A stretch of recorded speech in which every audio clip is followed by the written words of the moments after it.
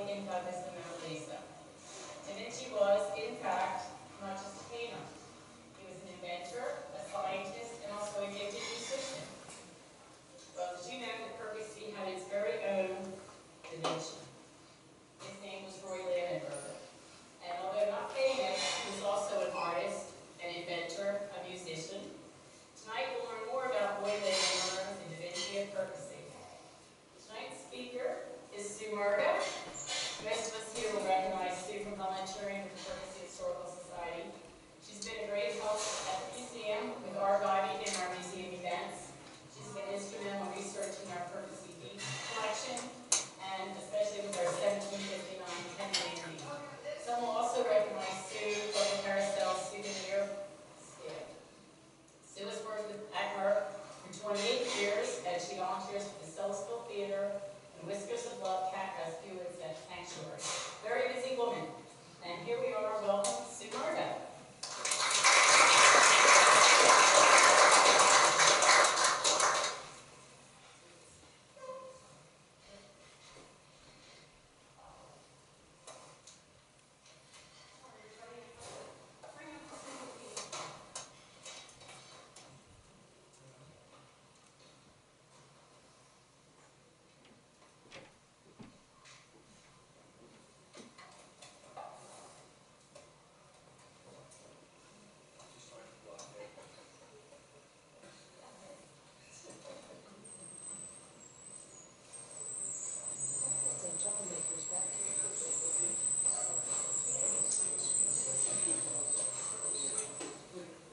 So I hope everyone has some time to check out our artifacts from the museum.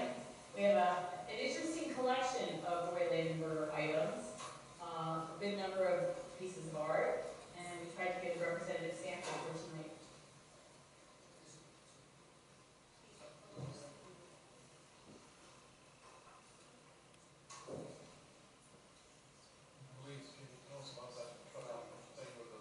The cutout is a model of the Merrymakers. It was a band that Roy Landenberger formed. And there's some articles there and quotes he's going to be speaking about. He cut them out, and they're all that he modeled that. He was very artistic and very creative.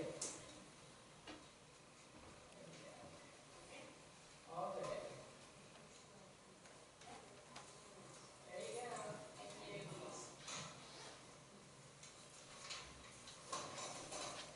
So hi everybody. Did y'all have a good Labor Day weekend? Yeah? Good. I'm glad. I'm very happy to be here. Thanks Louise for the introduction.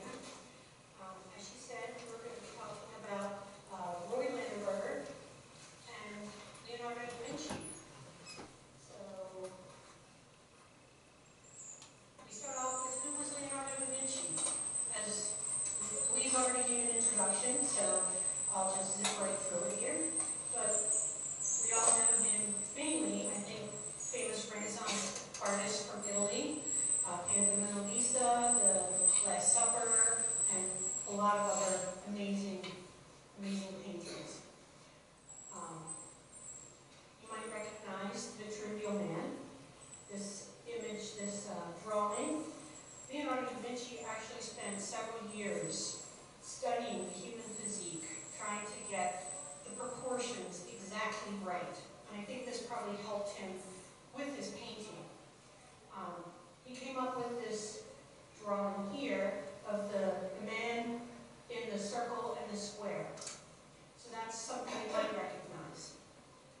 Now, if you're a romantic comedy movie fan like me, you might remember the late 1990s movie Ever After with Drew Barrymore.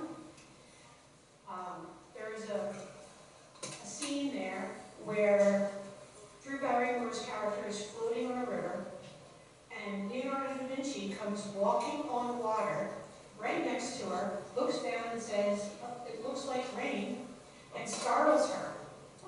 So that's something else that romantic comedy fans might remember about Leonardo da Vinci.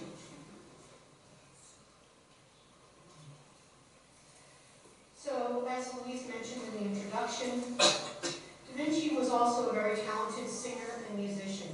He would perform frequently on stage, and he was very proficient at playing the lyre.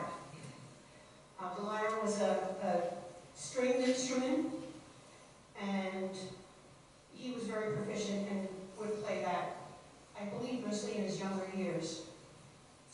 But he was also an engineer, an inventor.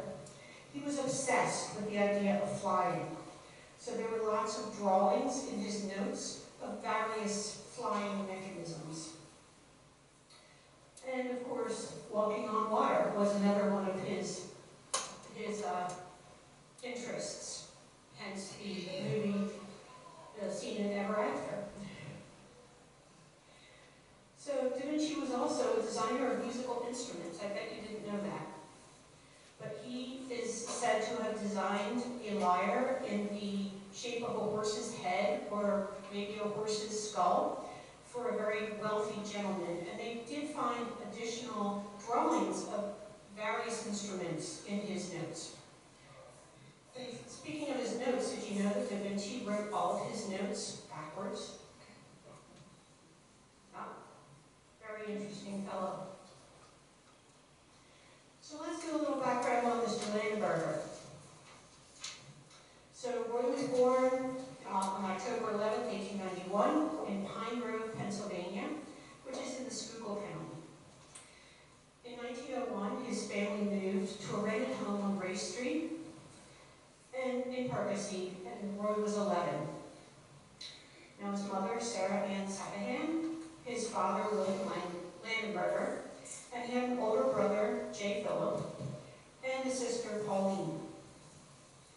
He attended Arch Street School, so right here's a very hazy photo of Roy when he was young. And here's the Arch Street School. And he attended there until he was 13, at which point he dropped out to get a job. Now that, I don't think, was very uncommon in those times. You know, young men would often drop out of school in order to help support the family and go to work. He married Miriam Hoot on December 17, 1917. It was actually a double wedding with his sister Pauline and Fred Ward. And they were married in the middle of a very bad snowstorm.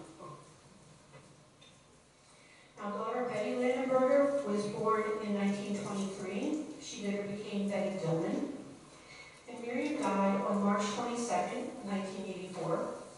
And Roy passed away on June 7th, 1987. God bless him, he was 95 years old. So, I lost my mouse. Here we go. So, Roy's occupations. I found a newspaper article where he listed a lot of different jobs that he had performed over the years. Tobacco stripper at Roy's Tobacco Company. That was actually the job that he took after he dropped out of school. He was a painter for Fred Hollenbach Sr., and they painted all of the Perkasie Park cottages. He worked as a sandboy at Weber's Brickyard, delivered fruit in Norristown.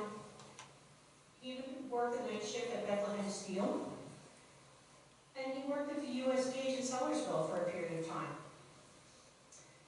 We all know Roy mostly, if you know anything about Roy, he was a sign painter for most of his life.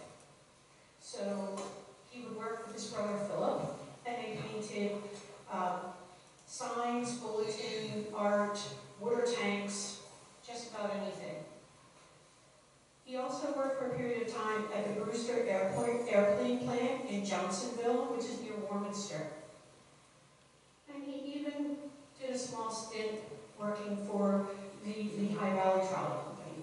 So you might all recognize that picture where our museum is today.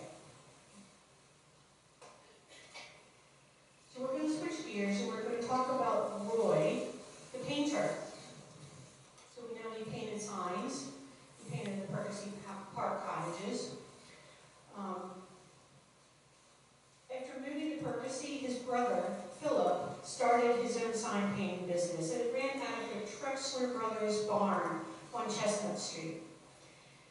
Roy used to help his brother out, and he learned a lot about lettering and sign painting, and what he learned would really help support him and his family later in life. In 1919, he and Miriam actually moved to Pontiac, Michigan. He worked for an automobile company where he, guess what? What do you think he did? He painted signs. Yep, he painted signs in Pontiac, Michigan for an automobile company. Now, when he came back from Pontiac, he only stayed a couple years, decided that wasn't for him. Came back home, and his brother Philip made him a partner. And they had the Landenberger Brothers Sign Service, which at this point had moved to 7th and Walnut Street in Perkasie. Now, daughter Betty was born in 1925, and having spent a little time in Michigan, which was really cold in the winters, and coming back to Pennsylvania and remembering that, yeah, winters in Pennsylvania aren't all that much fun either, especially back then, they decided they wanted to winter in the South.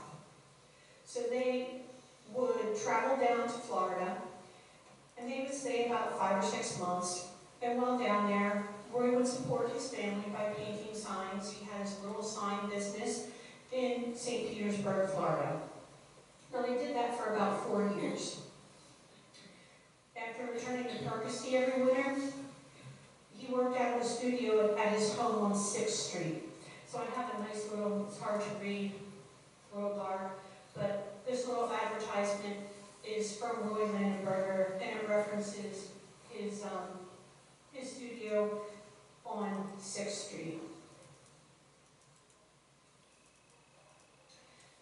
So sign painting, did a lot of that, painted a lot of different things, but Roy was also extremely artistic. And switch my notes. He started oil painting at the age of 12, and he continued to paint his entire life. Now you see we have several of these paintings on display today. There's another one. It is said that he painted well over 500 paintings over the course of his life. He sold over 300 and gave away at least another 100. So really a proliferous artist painter as well as doing his sign painting. Now he also painted a mural on the wall of Peg Coffer's shoe store. Louise or Rick, do you remember which building that was currently?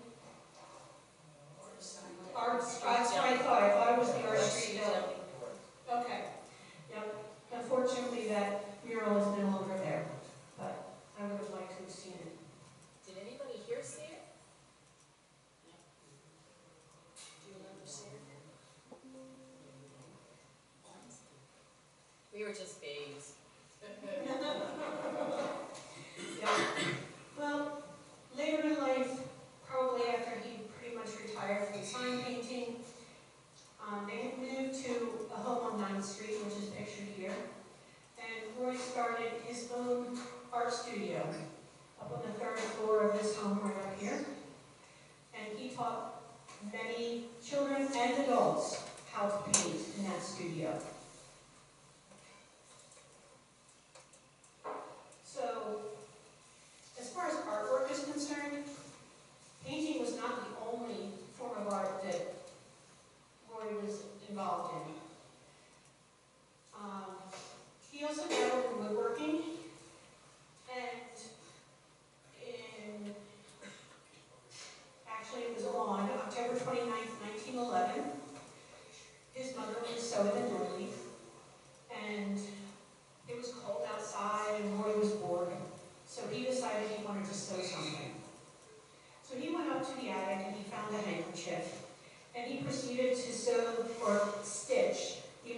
flag on the handkerchief. Now, his mother was actually very impressed with his stitching ability. So she gave him some pillows. I don't know how many pillows, but they were blue velvet pillows. He sewed the image of George Washington on a white horse on those blue velvet pillows. And then he sold them for $30. Well, back then, that was equivalent to about a little over $1,000 today. So with that money, Roy had big plans. He bought a huge piece of muslin. It was about 6 feet long, 4.5 feet high. He bought spools of thread, I think it was silk thread. And he bought a postcard with an image of these marchers on it. He then hand drew the marchers onto the muslin and proceeded to begin stitching. Everybody thought he was crazy. Even his parents thought he was nuts. And you're never going to finish that. You'll never get it done.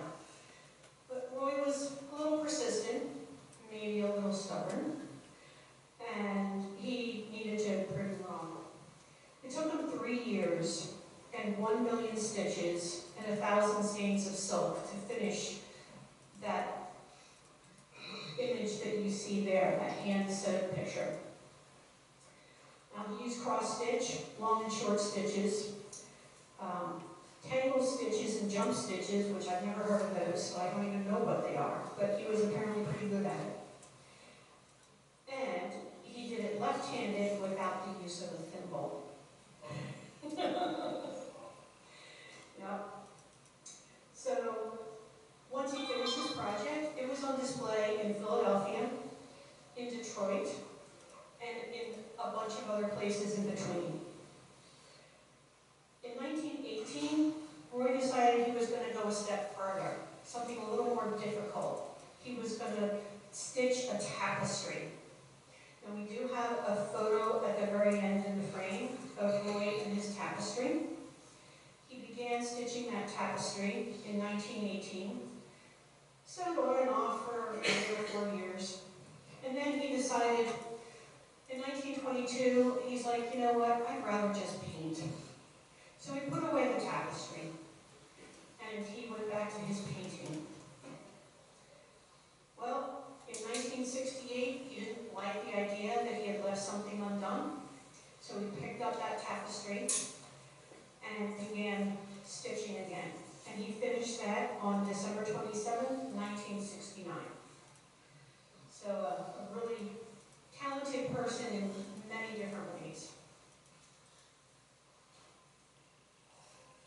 So now we're going to switch over and talk about Roy, the inventor. So Roy was quite mechanical. And in 1912, when he was 21 years old, he became one of the pioneer snowmobiles in the area. He, his father, and their neighbor, Mr. Elwood Jones, they invented a motorized bobsled, combining a Harley-Davidson motorcycle and a sled. Now, they did this in the basement of his father's house. And they were so proud of themselves, they got this thing put together. And then they realized that there was no way to get this contraption out of the basement. So they had to take it all apart and put it back together outside the house. So the front wheel was removed, skids were applied, chains were applied to the rear wheel for traction. And the driver of the back seat, it had a little back seat that was attached to the runners, and the driver would sit there and he would steer and work the engine with levers. So you can kind of see here, oops, Roy right here with a couple of levers or levers in his hand to steer his snowmobile. On his first test drive, he went down 3rd Street, and then he turned the corner onto Chestnut Street, and he claims that he hit 30 miles per hour. The next trip, Roy decided he was going to drive his snowmobile down to Lansdale. So he got on, he drove it down, and then the weather got really bad, and he couldn't really see from all the snow. So he put his snowmobile thing in a shed by the railroad, and he went into the railroad depot to, get out of the weather and stay warm. And when he thought it was safe and he could, take it back home, he had a really hard time getting back into the seat because there was a crowd of people admiring his snow-going Harley. So you can imagine that all these different things that Mr. Landenberger did, people started to get to know who he was at that time. Now, Roy claims in a Know Your Community article in the News Herald from 1976 that his snowmobile would go up to 50 miles per hour on the ice. And he actually used to tow skaters up the Leonard Creek with his snowmobile. So how much fun would that be? I don't think I'd want to be one of those skaters, but... So he used his motorized sled or his snowmobile for 3 winters, and then he converted it back to a motorcycle. Now, word obviously got around because he received a letter from the Harley-Davidson Company from William Davidson, who was then president, complimenting him on the ingenious use of their motorcycles. So he was recognized further than just his little community. I want to read you something. I don't have an image of it, but it was in the November 19th, 1925 edition of the Quakertown Free Press. I don't really know who wrote it because it was kind of like like a personal thing that someone would send into the paper, and the paper would publish it, and they didn't give their name, they just said Captain. So I'm going to read what Captain wrote. Some people have genius sticking out all over them. They couldn't down it if they tried. They have no wish to try, but instead, they apply themselves to something that they have in mind to do, and before anyone is aware, it is done. Roy Landenberger, who has started for Florida in an automobile house, can lay claim to such a distinction, for he can help himself wonderfully at other occupations than sign painting. Roy is an exception to the old conception of genius, who was described as a jack of all trades but master of none. He never has trouble picking up knowledge of mechanical construction. Such a mind as his is not satisfied with anything unless it has the opportunity to know the whys and the wherefores. So pretty high praise, probably from a friend or someone that he knew, but we don't know who it was. But still very high praise from people who obviously thought a lot about Roy. So Roy's inventions were not limited to the mechanical kind. He also invented this game called Murga. We actually have it on display today. It's a card game played with 2 decks of cards.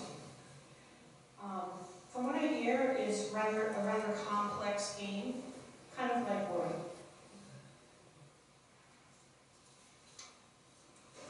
So again, we're going to switch gears, and we're going to talk about Roy the musician.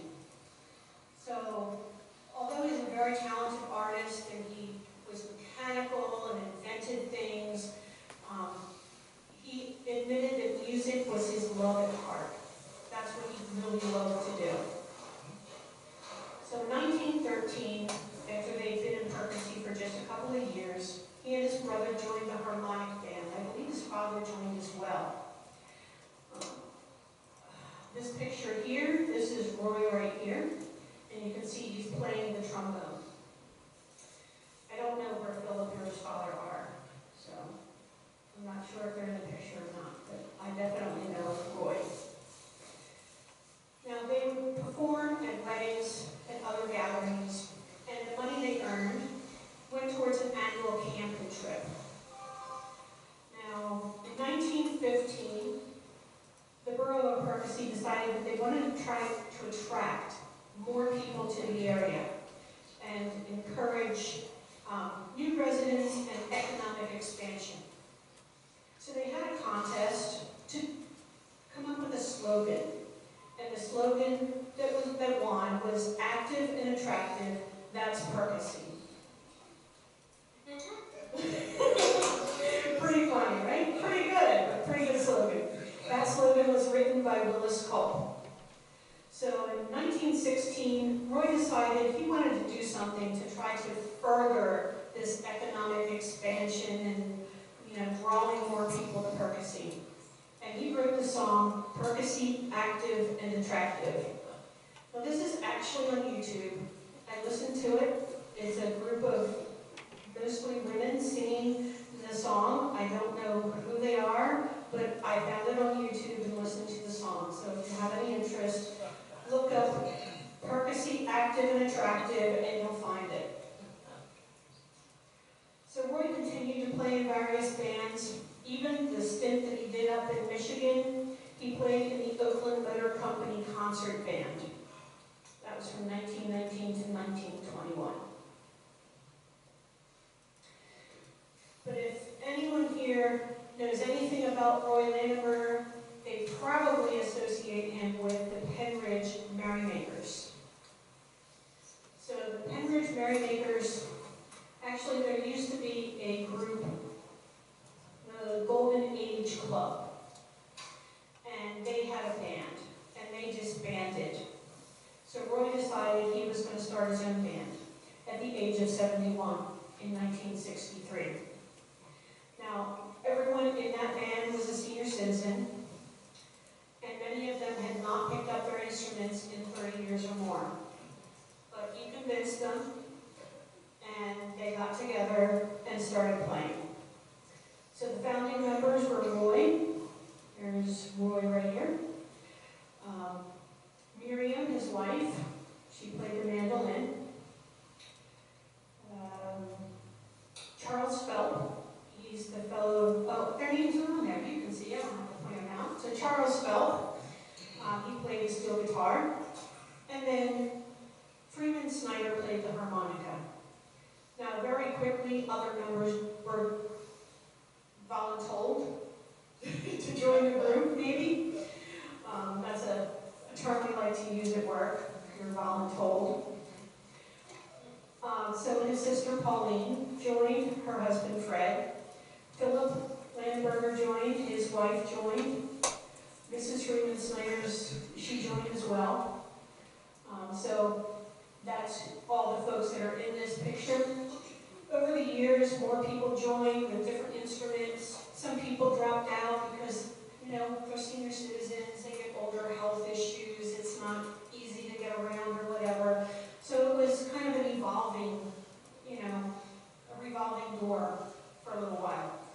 But they did play as many as 90 weeks a year. And they played a lot in nursing homes because Roy really felt it was important to spread cheer and happiness to the aged. Not that he was old at all. Right? He also wrote several songs for the Merrymakers, including the Merrymakers March, that they used to play all the time. Louise pointed out the model. Someone asked about the model. That is the model of the Merrymakers. It was created by Roy. I don't know who all the people are except for Roy. And I don't know if any of them are pictured here, so I can't help you with that because he didn't identify them on the model, but that is the Merrymakers. Any questions so far? As I switch my notes. Okay, good. So remember Leonardo da Vinci and designing lyres and other instruments? Well, Roy and his brother created this bass banjo. They designed and created this bass banjo for Mrs. Laura E. Moyer, and that's who's pictured here. She played it in the Gibson Banjo Band. Now, that was formed in 1926 and was directed by Philip Landenberger, or his brother. And from all of the notices and notifications of places that this banjo band was playing, I'd say they were pretty popular back in that time period. Lots of notifications in the newspaper archives for the Gibson Banjo Band. I don't know if Roy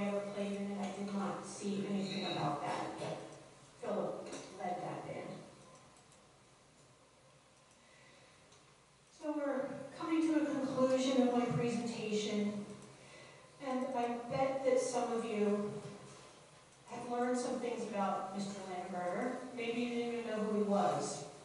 But I bet there's a few people out there who are thinking, you know what, Murga, why would she have the interest in researching this man, Roy Landenberger?